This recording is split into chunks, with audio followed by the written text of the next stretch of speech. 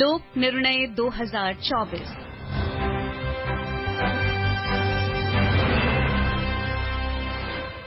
Welcome listeners to our ongoing series on elections, Lok Nirnay 2024. In this program, we bring you election-related developments, various updates and analysis of general and assembly elections 2024.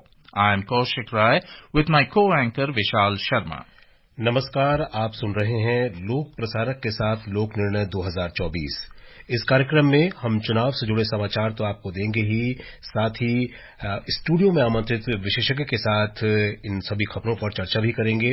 इसके अलावा अपने क्षेत्रीय संवाददाताओं से भी करेंगे बात और जानने का प्रयास करेंगे कि क्या वहां पर चुनाव तैयारियां हैं और किस तरीके से प्रचार चल रहा है। आज स्टूडियो में आमंत्रित विशेषज्ञ हैं राजनीतिक विश्लेषक अवनीजेश अवस्थी। अवनीजेश अवस्थी जी, कार्यक्रम में आपका स्वागत। बहुत बहुत धन्यवाद। नमस्कार। The headlines: Supreme Court reserves a verdict on cross-verification of the vote count in EVM and VVPAT paper slips. Prime Minister and senior BJP leader Narendra Modi holds a rally in Chhattisgarh and Madhya Pradesh. Hits out at Congress for promoting religion-based reservation.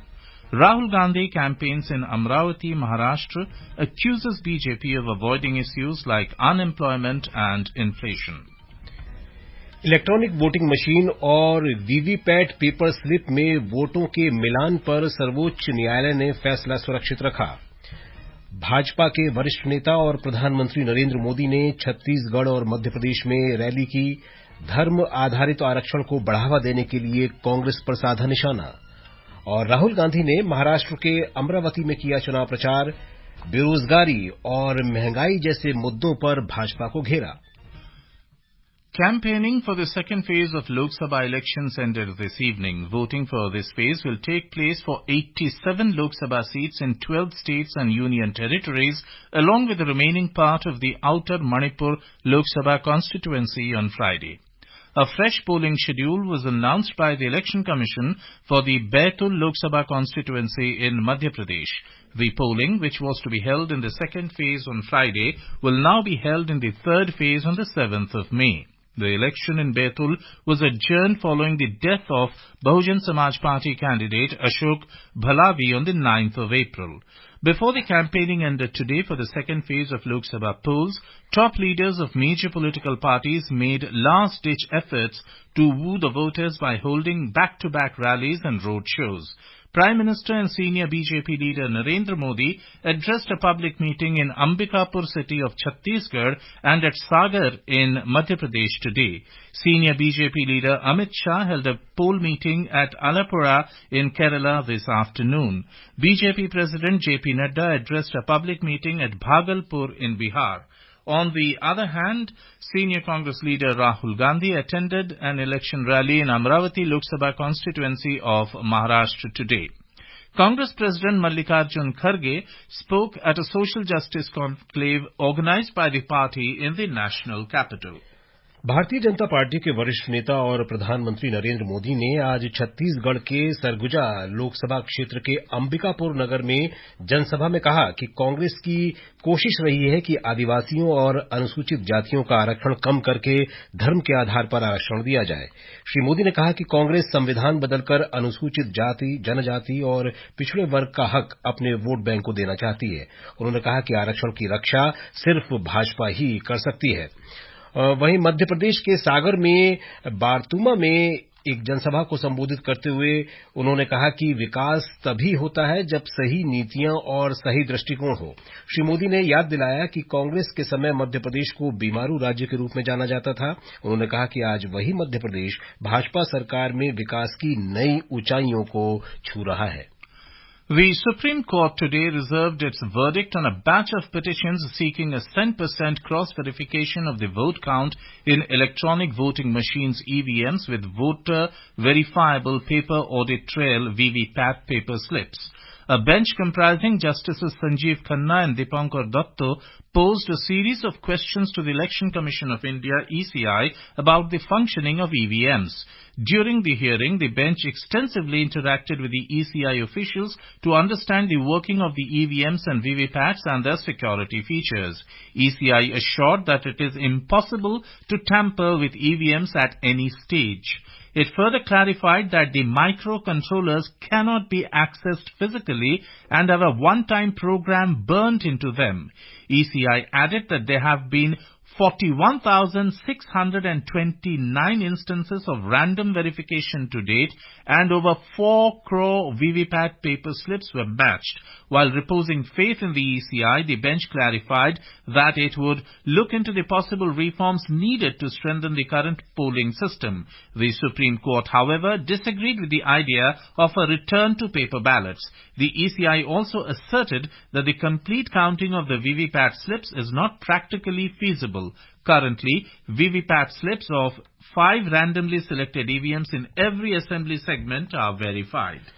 Bharatiya Janata party के वरिष्ठ नेता और केंद्रीय गृह मंत्री अमित शाह ने कांग्रेस और वाम दलों पर people's front of India PFI और एसडीपीआई जैसी राष्ट्र विरोधी ताकतों से समर्थन लेने का आरोप लगाया है। श्री शाह ने आज अलापुझा में एक जनसभा को संबोधित करते हुए कहा कि इन दोनों पार्टियों ने अल्पसंख्यक वोट बैंक की खातिर केरल में आतंकवाद को पनपने दिया। उन्होंने कहा कि भाजपा के शासन में पीएफआई जैसे संगठनों को बढ़ने नहीं दिया जाएगा। In Arunachal Pradesh, repolling was held at 8 polling stations of 4 assembly constituencies in Arunachal West Parliamentary Constituency amid tight security today. The Election Commission of India had declared the voting held at these polling stations for parliamentary and assembly elections on the 19th of this month as void. Elections for the 2 parliamentary constituencies and the Legislative Assembly of Arunachal Pradesh was held in a single phase on the 19th of this month. Congress के वरिष्ठ नेता राहुल गांधी ने आज महाराष्ट्र के अमरावती में एक चुनाव rally को संबोधित किया। उन्होंने कहा कि भारत में बेरोजगारी चरम पर है। राहुल गांधी ने कहा कि आईएनडीआई गठबंधन के सत्ता में आने पर स्नातक और डिप्लोमा योग्यता वालों को सरकारी, निजी और सार्वजनिक उद्यमों में प्रशिक्षुता का अधिकार मिलेगा। उन्होंने कहा कि उन्हें प्रतिवर्ष 1 लाख रुपए भी मिलेंगे।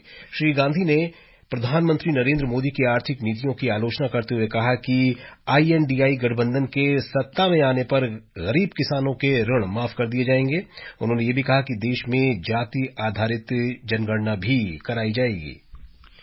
And Avnijesh Avasthi ji, thank you for gracing our studios today. So the stage is set for the second phase of polling, and the Bharatiya Janata Party and its star campaigner, the Prime Minister, is focusing on development. And very interesting aspect is that he addressed election rallies in Chhattisgarh and Madhya Pradesh. And a very interesting thing that he remarked was, in the last decade, we have seen the rule of BJP in the country, and the state of Madhya Pradesh is no longer Bimaru. This is indeed a very, very important and significant remark of the Prime Minister. How do you assess that? Kaushik ji, बिल्कुल आपने सही मुद्दे पर, सही नस पर हाथ रखा है।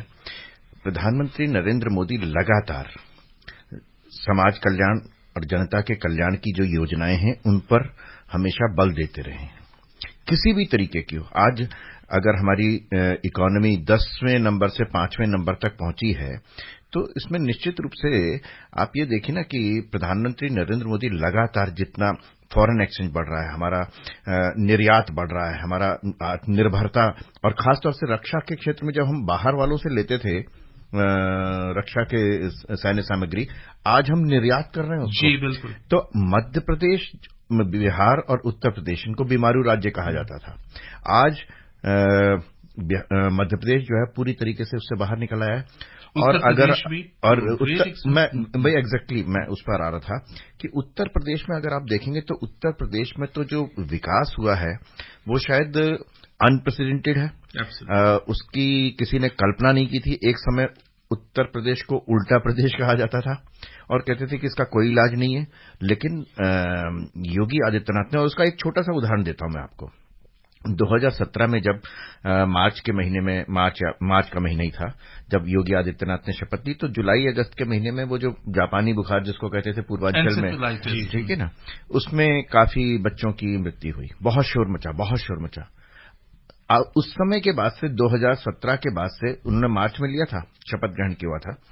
2018 से लेके आज तक 2024 या 2023 तक जो हर साल कहते थे कि जुलाई अगस्त के महीने में वहां डेथ होती है, उससे पहले होती थी, लगातार होती थी, लेकिन सबसे ज्यादा शोर 2017 में मचा जी। लेकिन उसके बाद कोई आज नहीं कर रहा कि किस तरीके से योगी आदित्यनाथ ने पूर्वांचल को जापानी बुखार से पूरी तरीके के मुक्त कर दिया है जी। ये सबसे इंपॉर्टेंट बात है। और ये छोटी छोटी बातें जो है ना चुनाव में आनी चाहिए, जनता के समक्ष आनी चाहिए। यही जनता के मुद्दे। जब स्वास्थ्य की बात होती है तो नीति आयोग ने कहा कि 2018-19 में जब कहा कि उत्तर प्रदेश बहुत पीछे, सारे दल कहने लगे कि देखो ये तो बहुत पीछे उत्तर प्रदेश, लेकिन उसमें नीति आयोग ने यह भी कहा कि वो तेजी से आगे बढ़ रहा है, बाकी राज्यों की तुलना में बहुत आगे बढ़ रहा है। आज बेरोजगारी दर शायद सबसे कम जो है वो उत्तर प्रदेश में है। उत्तर प्रदेश में 1 डिस्ट्रिक्ट 1 प्रोडक्ट जी। ये इतना बड़ा और इतना क्रांतिकारी कदम है उत्तर प्रदेश के लिए कि जो उत्तर प्रदेश की इकोनॉमी को, आर्थिक व्यवस्था को कहां से कहां पहुंचा देगा, इसकी कल्पना नहीं की जा सकती। जी।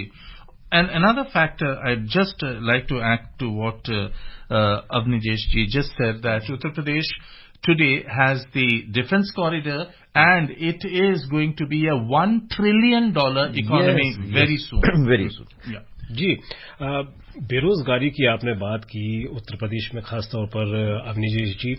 आज कांग्रेस के वरिष्ठ नेता राहुल गांधी ने प्रधानमंत्री नरेंद्र मोदी की आर्थिक नीतियों की आलोचना की है और कहा है कि एनडीए सरकार जो है बेरोजगारी के मोर्चे पर बहुत ज्यादा कामयाब रही नहीं है बेरोजगारी की समस्या से निपटने में।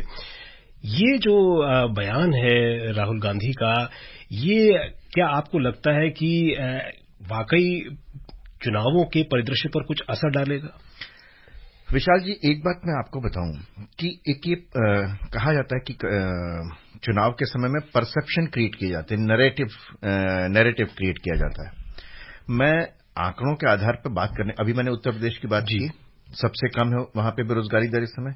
कोई विपक्षी दल, अखिलेश यादव भी आज बेरोजगारी का रोना रो रहे हैं, लेकिन उत्तर प्रदेश में तो सबसे कम हुई। उनके समय में कितनी थी और आज कितनी है? अगर इस पर तुलनात्मक दृष्टि से बात की जाए तो शायद उत्तर प्रदेश ने तो बहुत विकास किया। एक बात। दूसरे, मैं आपके श्रोताओं के लिए एक बहुत महत्वपूर्ण बात बताना चाहता हूं, और जो जाकर के, ऐसा नहीं कि मेरे कहने से विश्वास हो, दो बातें सबसे ज्यादा हो रही हैं, महंगाई और बेरोजगारी। जी। महंगाई के बारे में 2004 में जब यूपीए की सरकार आई तो पेट्रोल का दाम था 34 रुपए, और जब यूपीए की सरकार गई 2014 में तो था 76 रुपए। जी। आज वो है 96 रुपए। 34 से 74 रुपए 10 साल में हुआ, या 76 रुपए हुआ, और 76 से 96 रुपए हुआ 10 साल में, 20 रुपए बढ़े सिर्फ। तो आप ये बताइए कि पेट्रोल के दाम पहले बढ़े ज्यादा या अब बढ़े?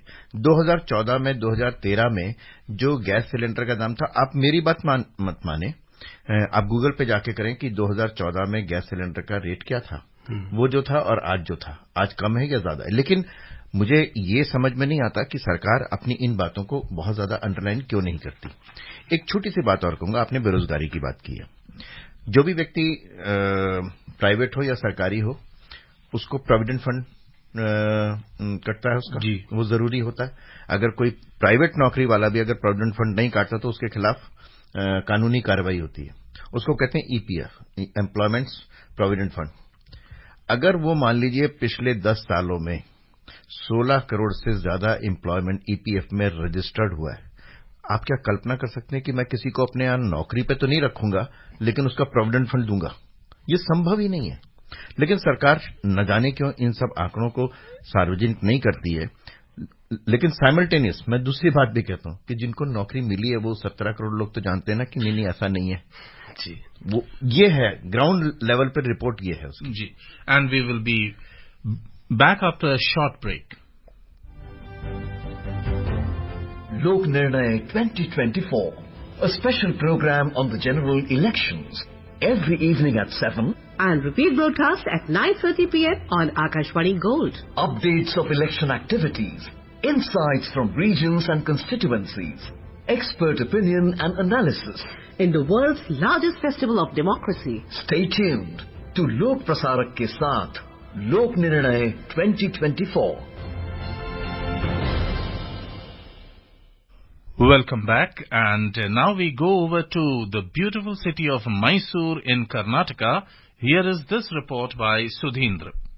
The Mysuru Lok Sabha constituency consists of 6 assembly segments in Mysuru district and 2 from Kodagu district. Out of these 8 assembly segments, 2 in Kodagu and 3 in Mysuru are held by Congress MLAs, 2 by JDS and 1 by BJP. There are 18 candidates in fray from here. Apart from Congress and BJP candidates, there are 8 from registered unrecognized parties and 8 others are independents. There are over 20,72,000 voters in the constituency. Pratap Simha from BJP represented the seat in 2014, securing 43.46% of the votes, and in 2019, securing 52.27% votes. However, this time Pratap Simha has been replaced by Yaduvir Krishnadatta Chamaraja Wadiyar, the scion of the Wadiyar royal family that ruled Mysore earlier. Yaduvir is taking on the Congress candidate Lakshman M., who is an engineer turned politician and was a spokesperson from the region. JDS is in coalition with BJP and has not fielded its candidates from the constituency. Shrikantadatta Narasimharaja Wadiyar, another scion of the royal Wadiyar family, had contested and won from the seat 4 times as a Congress candidate. The seat is keenly contested by both BJP and Congress in this election. Prime Minister and senior BJP leader Narendra Modi had held public rallies here, and Karnataka Chief Minister Siddaramaiah has been camping in Mysuru district at regular intervals as it is his home turf. Modi guarantee and the 5 guarantees of the state government are the major campaign issues in this election. Apne Mysuru is a very important seat, as we know, and this time the BJP has replaced its sitting member, and the shrine of the Mysore kingdom is going to take on M. Lakshman of INC. Here, another interesting factor is the 3 guarantees of the state government versus Modi ki guarantee. Which do you think would be playing a significant role? And Karnataka was the state that performed best for BJP in 2019. 2019 से पहले जो election हुए थे, उसमें भी कांग्रेस की सरकार बनी थी. उस समय कांग्रेस और जेडीएस की सरकार बनी थी. उस समय उन दोनों का विधानसभा में दोनों का गठबंधन था. लेकिन जब लोकसभा के इलेक्शन हुए तो बिल्कुल ऑपोजिट हुआ और 28 में से 25 शायद सीटें बीजेपी ने जीती थी. जो गारंटी की बात कर रहे हैं उसमें सबसे इम्पोर्टेंट बात है और जो पिछले 2-3 दिन में सामने आई है, कांग्रेस ओबीसी की बात बहुत करती थी, लेकिन अभी क्या हुआ है कि कर्नाटक सरकार ने ओबीसी कैटेगरी में जितने पूरी तरीके से मुस्लिम कम्युनिटी को सिर्फ इंक्लूड किया है. तो जो बाकी कम्युनिटी जैसे लाइक आप हिंदू उसमें देखेंगे तो उनका सारा हक जो है वो तो मारा गया उनका. और अगर ये जिस तरीके से कर्नाटक में किया है कांग्रेस सरकार ने, उसकी चारों तरफ एक तरीके से ओबीसी जो कमीशन है उसने भी ध्यान, केंद्र का है, उसने ध्यान खींचा, उसने पूछा कि आप कैसे कर सकते हैं. लेकिन जो ओबीसी के प्रति जो कांग्रेस का जो दर्द दिखाई देता था वो सामने आ गया कि वो ओबीसी के प्रति नहीं था, वो एक संप्रदाय के प्रति था. तो this is very bad, number 1 thing. Number 2, आप जानते हैं कि कांग्रेस की 3 गारंटी के बारे में वहां के मंत्री जो कह चुके हैं कि हमारे पास तो अब फंड्स ही नहीं है वेलफेयर के लिए, सड़क बनाने के लिए, इंफ्रास्ट्रक्चर के लिए कोई फंड्स ही नहीं है किसी तरीके के. तो बिना फंड्स के क्या गारंटी होगी? आप कौशिक जी आप बताइए ना. ये मुंह जुबानी बात आप कुछ भी कर लें, जब आपके पास पैसा नहीं है सरकार में खर्च करने के लिए. और केरल में तो मैंने सुना है कि शायद सैलरी कई महीनों से नहीं मिल रही है सरकारी कर्मचारियों को. कोर्ट भी जाना पड़ा था. कोर्ट भी जाना पड़ा. तो उस गारंटी का हम क्या करें, आप बताइए जी. और अब बात करेंगे उत्तर प्रदेश की एक बहुत ही महत्वपूर्ण सीट की. ताजमहल पहचान है इस सीट की और पेठा भी पहचान है इस सीट का, इस शहर की. आगरा की हम बात कर रहे हैं. आगरा लोकसभा सीट पर कैसा है चुनावी मुकाबला, बता रहे हैं हमारे संवाददाता ओम अवस्थी. अनुसूचित जाति के लिए आरक्षित आगरा लोकसभा सीट में 5 विधानसभाएं आती हैं. इस सीट पर कुल 17,57,046 मतदाता हैं. इनमें 9,85,105 पुरुष मतदाता, 8,68,037 महिला मतदाता और 98 थर्ड जेंडर मतदाता हैं. इनमें 18 से 19 वर्ष की आयु के मतदाताओं की संख्या 21,343 है. आगरा लोकसभा सीट कभी कांग्रेस का गढ़ हुआ करती थी, लेकिन पिछले 2 दशक में इस सीट पर भाजपा या समाजवादी पार्टी ही जीत पाई है. वहीं बहुजन समाज पार्टी यहां दूसरे स्थान तक तक ही सीमित रही है।